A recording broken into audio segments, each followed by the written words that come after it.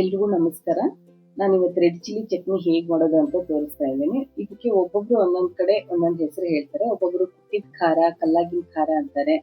ಆಮೇಲೆ ನಮ್ಮ ತಾತ ಎಲ್ಲ ಇದಕ್ಕೆ ರಂಜಕ ಅನ್ನೋರು. ಅವ್ರು ರಂಜಕ ಅಂತ ಯಾಕೆ ಅಂತಿದ್ರು ಗೊತ್ತಿಲ್ಲ. ಈಗ ಇದು ಹಣ್ಣಾಗಿರೋ ಮೆಣಸಿನ್ಕಾಯಿ, ಇದು ಗಿಡದಲ್ಲೇನೆ ಹಣ್ಣಾಗಿರುತ್ತೆ. ಇದು ಮಾರ್ಕೆಟಲ್ಲೂ ಸಿಗುತ್ತೆ. ನೀವು ನಾಳೆ ಮಾಡ್ತೀರಾ ಅಂದ್ರೆ ಇವತ್ತು ನೈಟೇನೆ ಇದನ್ನೆಲ್ಲ ಕ್ಲೀನಾಗಿ ತೊಳೆದ್ಬಿಟ್ಟು ಒಂದು ಕಾಟನ್ ಬಟ್ಟೆ ಮೇಲೆ ಆರ್ ಹಾಕ್ಬೇಕು. ಅವಾಗ ಅದ್ರ ಮೇಲೆ ಏನಾದ್ರೂ ನೀರಿದ್ರೆ ಅದು ಫುಲ್ ಎಲ್ಲ ಆರುತ್ತೆ. ಅವಾಗ ಈ ತರ ಕಟ್ ಮಾಡ್ಬೇಕು ಇದನ್ನ. ಯಾಕಂದ್ರೆ ಇದು ತುಂಬಾ ದಿನ ಇಡೋದ್ರಿಂದ ಒಂಚೂರು ನೀರ್ ಹತ್ತಿದ್ರೂ ಕೆಟ್ಟೋಗುತ್ತೆ. ಈಗ ನೋಡಿ ನಾನು ಇಷ್ಟನ್ನು ಕಟ್ ಮಾಡ್ಕೊಂಡಿದ್ದೀನಿ. ಆಮೇಲೆ ಇದು ಮೆಣಸಿನ್ಕಾಯಿ ಜಾಸ್ತಿ ಖಾರ ಇರಲ್ಲ, ಮೀಡಿಯಂ ಖಾರ ಇರುತ್ತೆ. ನಿಮ್ಗೆ ಖಾರ ಬೇಕನ್ನೋರು ಸ್ವಲ್ಪ ಜಾಸ್ತಿ ಖಾರ ಇರೋದ್ರಲ್ಲೂ ಮಾಡ್ಕೋಬಹುದು. ಇಲ್ಲಿ ಒಂದು 15 ಲಿಂಬೆಯನ್ನು ತಗೊಂಡಿದ್ದೀನಿ. ಲಿಂಬೆಯನ್ನೇ ಯಾಕೆ ಹಾಕ್ತೀನಿ ಅಂತ ಆಮೇಲೆ ಹೇಳ್ತೀನಿ ನಿಮ್ಗೆ. ನಾನು ಇದಕ್ಕೆ ಜೀರಿಗೆ ಹಾಕ್ತಾ ಇದ್ದೀನಿ. ಈಗ ಸ್ವಲ್ಪ ಜಾಸ್ತಿನೇ ಹಾಕ್ತಾ ಇದ್ದೀನಿ, ಯಾಕಂದ್ರೆ ನಂದು ಮೆಣಸಿನ್ಕಾಯಿ ಕ್ವಾಂಟಿಟಿ ಜಾಸ್ತಿ ಇರೋದ್ರಿಂದ ಜಾಸ್ತಿ ಹಾಕ್ತಾ ಇದ್ದೀನಿ. ನೀವು ಎಷ್ಟು ಪ್ರಮಾಣ ತಗೊಂಡಿರ್ತಾರೋ ಅದರ ಪ್ರಮಾಣ ನೋಡಿ ಸ್ವಲ್ಪ ಸ್ವಲ್ಪ ಹಾಕೊಳ್ಳಿ. ಅಂದಾಜಾಗಿ ಹಾಕೋಬೇಕು, ಏನು ಇಷ್ಟೇ ಹಾಕ್ಬೇಕಂತಿಲ್ಲ. ಜೀರಿಗೆ ಆದ್ಮೇಲೆ ಮೆಂತೆ ಹಾಕಿದೆ. ಆಮೇಲೆ ಸ್ವಲ್ಪ ಓಂ ಕಾಳು, ಇದು ಸೋಂಪು, ಗೋಡೆಶೆಪ್ ಅಂತೀವಲ್ಲ ಅದು. ಆಮೇಲೆ ಸ್ವಲ್ಪ ಚಕ್ಕೆ, ಏಲಕ್ಕಿ, ಒಂದು 4 ಲವಂಗ, ಆಮೇಲೆ ಧನಿಯಾ ಕಾಳು ಅಂದ್ರೆ ಕೊತ್ತಂಬರಿ ಬೀಜ, ಬೆಳ್ಳುಳ್ಳಿ ಸ್ವಲ್ಪ ಜಾಸ್ತಿನೇ ಹಾಕೋಬೇಕು, ಅಂದ್ರೆ ಚೆನ್ನಾಗಿರುತ್ತೆ ಇದು. ಇದಕ್ಕೆ ಬೇಕಂದ್ರೆ ನೀವು ಹಸಿ ಶುಂಠಿನೂ ಹಾಕೋಬಹುದು. ಹಸಿ ಶುಂಠಿನ ಚೆನ್ನಾಗಿ ತೊಳೆದ್ಬಿಟ್ಟು ಅದ್ರ ಮೇಲ್ಗಡೆ ಸಿಪ್ಪೆನ ತೆಗೆದು ಅದನ್ನ ಕಟ್ ಮಾಡೇನು ಹಾಕೋಬಹುದು, ಅದು ಚೆನ್ನಾಗಿರುತ್ತೆ. ಆಮೇಲೆ ಇದು ಕಲ್ಲುಪ್ಪು ಸ್ವಲ್ಪ ಜಾಸ್ತಿ ಹಾಕಿ ಅದನ್ನೆಲ್ಲ ಸೈಡ್ಗೆ ಇಡ್ತಾ ಇದ್ದೀನಿ. ಈಗ ಇದು ನೋಡಿ ಲಿಂಬೆ ಹಣ್ಣನ್ನ ಕಟ್ ಮಾಡಿ ಅದಕ್ಕೆ ಹಿಂಡ್ಕೋತೀನಿ.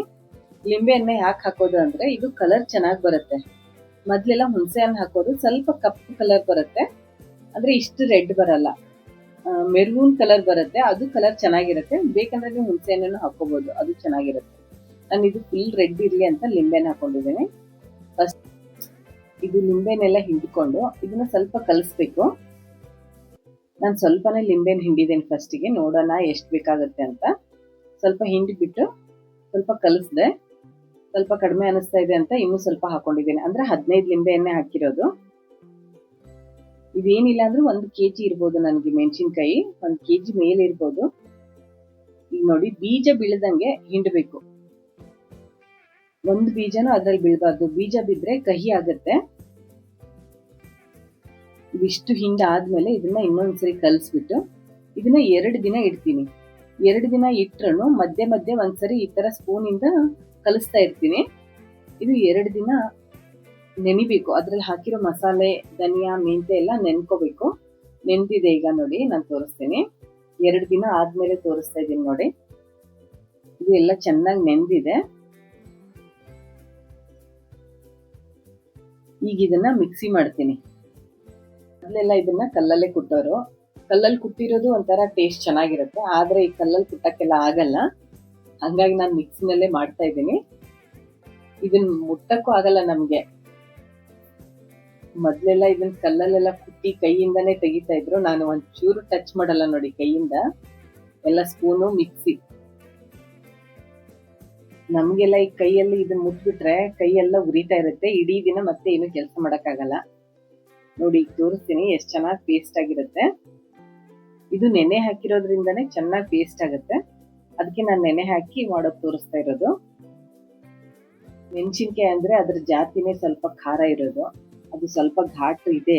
ಸ್ವಲ್ಪ ಮಿಕ್ಸಿ ಮಾಡಿ ಬಾಯಿ ತೆಗೆದ ತಕ್ಷಣ, ಮಿಕ್ಸಿ ಜಾರ್ ತೆಗೆದ ತಕ್ಷಣನೇ ನನಗೆ ಸ್ವಲ್ಪ ಖಾರ ಅನಿಸ್ತು. ಆದ್ರೆ ಅಷ್ಟು ಖಾರ ಇಲ್ಲ, ತಿನ್ಬೋದು. ಚಪಾತಿಗೆಲ್ಲ ಚೆನ್ನಾಗಿ ತಿನ್ಬೋದು. ನೋಡಿ ಎಷ್ಟು ಚೆನ್ನಾಗಿ ಕಲರ್ ಬಂದಿದೆ. ಇದು ಅಂಗಡಿಗಳಲ್ಲೆಲ್ಲ ಸಿಗುತ್ತಲ್ಲ, ಸೇಜ್ವಾನ್ ಚಟ್ನಿ, ಆಮೇಲೆ ಪಿಜ್ಜಾ ಬೇಸ್ ಚಟ್ನಿ ಅಂತ, ಅದಕ್ಕಿಂತಲೂ ಚೆನ್ನಾಗಿದೆ. ಇದಕ್ಕೀಗ ಸ್ವಲ್ಪ ಬೆಲ್ಲ ಹಾಕ್ತಾ ಇದ್ದೀನಿ. ನಿಮ್ಗೆ ನಿಮ್ ಟೇಸ್ಟಿಗೆ ತಕ್ಕಂಗೆ ಹಾಕೊಳ್ಳಿ. ಒಬ್ಬೊಬ್ರಿಗೆ ಜಾಸ್ತಿ ಸೇರತ್ತೆ, ಒಬ್ಬೊಬ್ರಿಗೆ ಕಡಿಮೆನೆ ಸಾಕು. ಆದ್ರೆ ಸ್ವಲ್ಪ ಬೆಲ್ಲ ಹಾಕ್ಲೇಬೇಕು, ಅಂದ್ರೆ ಚೆನ್ನಾಗಿರುತ್ತೆ ಟೇಸ್ಟ್. ನೋಡಿ ನಾನು ಫುಲ್ ರುಬ್ಬಿದ್ದೀನಿ. ಕಲರ್ ನೋಡಿ ಎಷ್ಟು ಚೆನ್ನಾಗಿದೆ ಅಂದ್ರೆ ತುಂಬಾ ಚೆನ್ನಾಗಿದೆ ಕಲರು. ನಾನು ಇದನ್ನ ಒಂದ್ ಪಾತ್ರೆಗೆ ಇದನ್ನೆಲ್ಲ ಎತ್ತಿಟ್ಕೋತೀನಿ ಫಸ್ಟಿಗೆ. ಇದಿಷ್ಟನ್ನು ಮಿಕ್ಸಿ ಮಾಡ್ಕೊಂಡು ಆಮೇಲೆ ಇದಕ್ಕೆ ಏನ್ ಮಾಡ್ತೀನಿ ಅಂತ ತೋರಿಸ್ತೀನಿ. ಸಂಕ್ರಾಂತಿ ಹಬ್ಬ ಬಂದ್ರೆ ಇದೆಲ್ಲ ಚಟ್ನಿಗಳು ಮಾಡ್ತಾನೆ ಇರ್ತೀವಿ ಮನೇಲಿ. ಈ ಚಟ್ನಿ ಒಂದಿದ್ರೆ ಪಲ್ಯ ಬೇಕೇ ಅನ್ಸಲ್ಲ. ಯಾಕಂದ್ರೆ ಒಂದ್ ಚಪಾತಿ ಮೇಲೆ ಸ್ವಲ್ಪ ತುಪ್ಪ ಈ ಚಟ್ನಿ ಹಾಕ್ಬಿಟ್ಟು ರೋಲ್ ಮಾಡ್ಕೊಟ್ರೆ ಆರಾಮಾಗಿ ತಿನ್ಬೋದು, ಅಷ್ಟು ಚೆನ್ನಾಗಿ ಟೇಸ್ಟ್ ಅನ್ಸುತ್ತೆ. ಆಮೇಲೆ ಈ ಚಟ್ನಿನ ನಾವು ದೋಸೆ ಮೇಲೆನೂ ಹಾಕೋಬಹುದು. ಈ ದೋಸೆ ಮೇಲೆ ರೆಡ್ ಚಟ್ನಿ ಅಂತ ಹಾಕ್ತಿವಲ್ಲ, ಅವಾಗ್ಲೂ ಯೂಸ್ ಆಗುತ್ತೆ. ಜೋಳದ ರೊಟ್ಟಿನ ಮುಟ್ಟಿಗೆ ಅಂತ ಮಾಡ್ತೀವಿ, ಅಂದ್ರೆ ಬಿಸಿ ರೊಟ್ಟಿನೇ ಸ್ವಲ್ಪ ಈ ಉಂಡೆ ತರ ಮಾಡ್ತೀವಿ, ಆವಾಗ್ಲೂ ಈ ಚಟ್ನಿ ಹಾಕಿದ್ರೆ ಟೇಸ್ಟ್ ತುಂಬಾ ಚೆನ್ನಾಗಿರುತ್ತೆ. ಈಗ ನೋಡಿ ಎಲ್ಲ ಮಾಡಿದೆ, ಎಲ್ಲ ರುಬ್ಕೊಂಡ್ ಬಂದಿದ್ದೀನಿ ನೋಡಿ. ಸ್ಮೆಲ್ ಅಂತೂ ತುಂಬಾ ಚೆನ್ನಾಗಿ ಬರ್ತಾ ಇದೆ, ಮಸಾಲೆ ಎಲ್ಲ ಮಿಕ್ಸ್ ಆಗಿ. ಫಸ್ಟ್ ಟೈಮ್ ಯಾರಾದ್ರೂ ವಿಡಿಯೋ ನೋಡ್ತಾ ಇದ್ರೆ ಸಬ್ಸ್ಕ್ರೈಬ್ ಮಾಡ್ಕೊಂಡು ನೋಡಿ. ಈ ತರ ಮೆಣಸಿನ್ಕಾಯಿ ಸಿಗ್ಲಿಲ್ಲ ಅಂದ್ರೆ ಮೆಣಸಿನ್ಕಾಯಲ್ಲೂ ಮಾಡ್ಬೋದು, ಆದ್ರೆ ಸ್ವಲ್ಪ ಅದು ಇಷ್ಟು ನೈಸ್ ಆಗಿ ಪೇಸ್ಟ್ ಆಗಲ್ಲ, ಯಾಕಂದ್ರೆ ಅದು ಒಣಗಿರೋ ಮೆಣಸಿನ್ಕಾಯಿ ಇರುತ್ತಲ್ಲ, ಅದು ಬೇಗ ನೆನೆಯಲ್ಲ, ಆಮೇಲೆ ಬೇಗ ನೀರ್ ಬಿಡಲ್ಲ ಅದು. ಈಗ ನೋಡಿ ನಾನು ಇದಕ್ಕೆ ಒಗ್ಗರಣೆ ಮಾಡೋದು ತೋರಿಸ್ತಾ ಇದ್ದೇನೆ. ಒಗ್ಗರಣೆಗೆ ಸ್ವಲ್ಪ ಎಣ್ಣೆ ಜಾಸ್ತಿ ಇರಬೇಕು. ಎಣ್ಣೆ ಜಾಸ್ತಿ ಹಾಕೊಂಡ್ರೆ ಇದರದ್ದು ಸೆಲ್ಫ್ ಲೈಫ್ ಚೆನ್ನಾಗಿರುತ್ತೆ. ನಾನು ಸಾಸಿವೆ ಹಿಂಗ್ ಹಾಕೋತಾ ಇದ್ದೀನಿ, ಸ್ವಲ್ಪ ಹಿಂಗ್ ಜಾಸ್ತಿ ಹಾಕೊಂಡಿದ್ದೀನಿ. ಆಮೇಲೆ ಕರಿಬೇವನ್ನ ಸ್ವಲ್ಪ ಸಣ್ಣಕ್ಕೆ ಕಟ್ ಮಾಡಿ ಇಟ್ಕೊಂಡಿದ್ದೆ, ಕರಿಬೇವನ್ನ ಹಾಕೊಂಡೆ. ಸ್ವಲ್ಪ ಕರಿಬೇವು ಎಲ್ಲ ಫ್ರೈ ಆದ್ಮೇಲೆ ಈ ಚಟ್ನಿನ ರುಬ್ಬಿಟ್ಕೊಂಡಿದ್ನಲ್ಲ ಅದನ್ನ ಹಾಕ್ತಾ ಇದ್ದೀನಿ. ಇದನ್ನ ಹಾಕಿ ಇದನ್ನ ಈ ಎಣ್ಣೆಲೇನೆ ಚೆನ್ನಾಗಿ ಕುದಿಸ್ಬೇಕು. ಅಂದ್ರೆ ಇದು ಎಣ್ಣೆ ಮತ್ತೆ ಈ ಖಾರ ಎಲ್ಲ ಮಿಕ್ಸ್ ಆಗಿ ಒಂದ್ ಸ್ವಲ್ಪ ಚೆನ್ನಾಗಿ ಕುದಿಯುತ್ತೆ, ಆವಾಗ ಇದನ್ನ ಗ್ಯಾಸ್ ಇಂದ ಇಳಿಸ್ಬೇಕು. ತುಂಬಾ ದಿನ ಚೆನ್ನಾಗಿರ್ಬೇಕಂದ್ರೆ ಏನ್ ಮಾಡ್ಬೇಕು ಅಂತ ಹೇಳ್ತೀನಿ ಅಂದಿದ್ನಲ್ಲ, ಇದೇ ತರ ಮಾಡ್ಬೇಕು.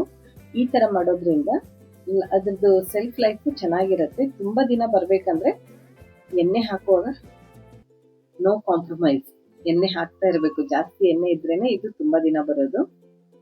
ಈಗ ಇದು ಚೆನ್ನಾಗಿ ಕುದ್ಬಿಟ್ಟು ಎಣ್ಣೆ ಎಲ್ಲ ಹೀರ್ಕೊಂಡಿದೆ. ಈಗ ಇದನ್ನ ಗ್ಯಾಸ್ ಇಂದ ಕೆಳಗಿಳಿಸ್ತೇನೆ. ಇದು ಫುಲ್ ಆರಿದ್ಮೇಲೆ ಇದನ್ನ ಒಂದು ಜಾರ್ ಬಾಟ್ಲಿ ಅಂದ್ರೆ ಗ್ಲಾಸ್ ಬಾಟ್ಲಿಗೆ ಹಾಕಿಟ್ಕೋಬೇಕು. ತುಂಬಾ ಚೆನ್ನಾಗಿ ಬರುತ್ತೆ, ತುಂಬಾ ದಿನ ಬರುತ್ತೆ. ಎಲ್ಲ ಆದ್ಮೇಲೆ ಸ್ವಲ್ಪ ಟೇಸ್ಟ್ ನೋಡಿ, ಉಪ್ಪು ಬೆಲ್ಲ ಏನಾದ್ರೂ ಕಡಿಮೆ ಇದ್ರೆ ಮೇಲಿಂದನೂ ಹಾಕೋಬಹುದು. ಈಗ ನೋಡಿ ಇದು ಫುಲ್ ಕಂಪ್ಲೀಟ್ ಆಗಿದೆ. ನಾನು ಇದನ್ನ ಒಂದು ಬಾಟ್ಲಿಗೆ ಹಾಕಿ ಎತ್ತಿಡ್ತೀನಿ. ಈ ವಿಡಿಯೋ ಇಷ್ಟ ಆದ್ರೆ ಲೈಕ್ ಮಾಡಿ, ಶೇರ್ ಮಾಡಿ, ಸಬ್ಸ್ಕ್ರೈಬ್ ಮಾಡ್ಕೊಳ್ಳಿ.